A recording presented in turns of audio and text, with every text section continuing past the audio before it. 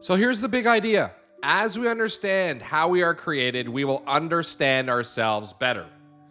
God creates us as unique, complex people.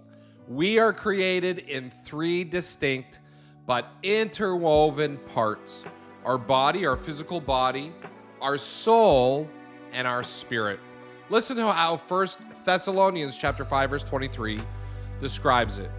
Now may the God of peace himself sanctify you entirely, and may your spirit and soul and body be preserved complete, without blame, at the coming of our Lord Jesus Christ.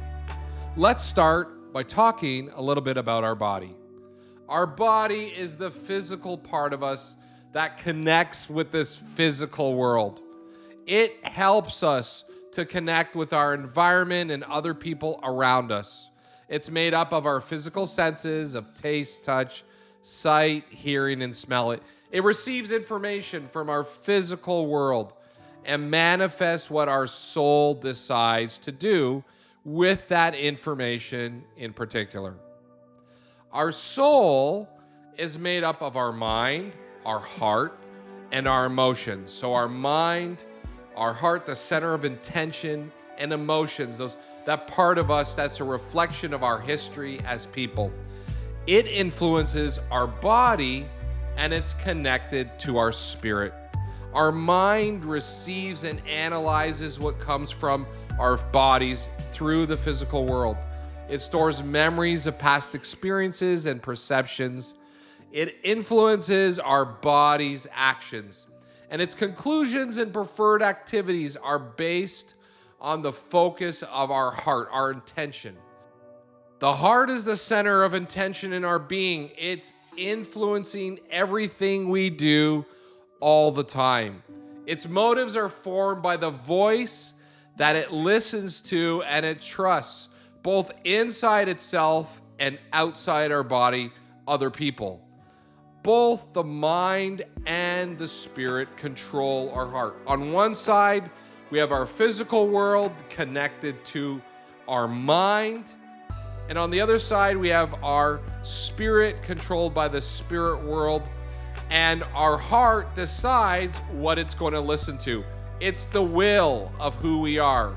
It can focus on the natural world as we receive through our mind and our senses, or it can focus on the spiritual world connected to the Spirit of God.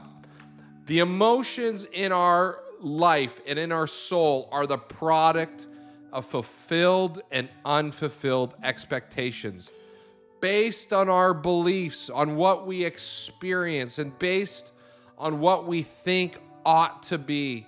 Our emotions are a result of the interaction of our heart and our mind. And if we've had bad experiences, our emotions will be negative to whatever we interact with. If our emotions have been positive, they will reflect that in our behavior and in their influence on our heart.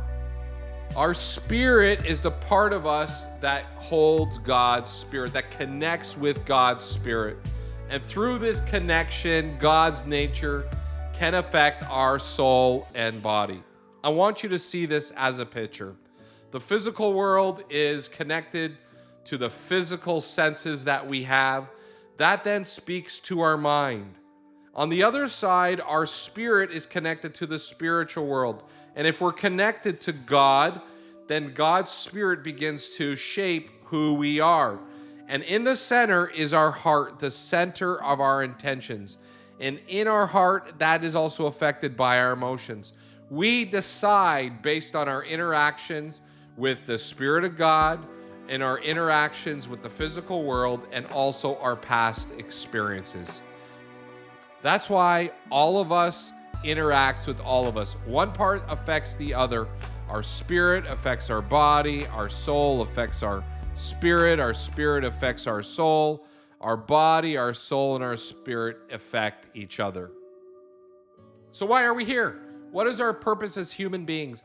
This is a major theme that we can see throughout the Bible. In Genesis chapter 1, verse 26 to 28, we read that God said, Let us make human beings in our image to be like us. They will reign over the fish, the birds, the livestock, the wild animals, all of the animals. So God created human beings in his image. In the image of God, he created both male and female. And God blessed them and said, "Be fruitful and multiply. Fill the earth and govern it. Reign over all the animals, the fish of the sea, the birds of the sky, and all the animals that scurry along the ground." God creates everything good, and he puts humanity, created in his image, as governors over all creation. He gives them the power and the ability to rule and to multiply themselves. This phrase, "in God's image," it appears so many times throughout the Bible. It actually explains our purpose. The word actually is a metaphor for a mirror, a shadow, or an odor. It's reflecting something of a source. So human beings are to be a reflection in the earth of who God is over everything, over all of creation in our universe. We're not God, but we're to mirror him. We're to be his fragrance. We're to be his reflection, a shadow of who he is for him in this world. Theologians have summarized this, that humanity is created for the glory of God.